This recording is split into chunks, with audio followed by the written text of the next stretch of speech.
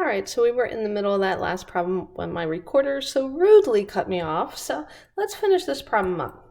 So we had found the ratio of volumes, right? This is the small, the other one is the large. And I know that because the small volume should be smaller than the large volume. So now that we have a cubed over b cubed, we know what their ratios should be. So we'll set up their proportion. Since I'm finding the volume of the larger one, that means I don't know that.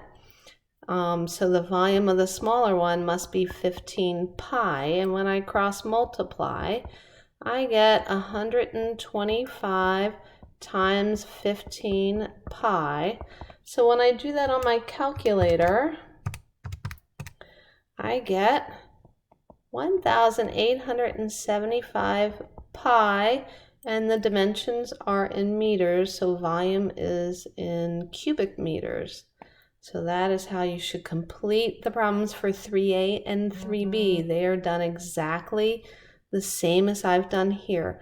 So you're given a scale factor. You need to find the scale or the ratio of surface areas to find the surface area, and then you need to find the ratio of their volumes to find the volume.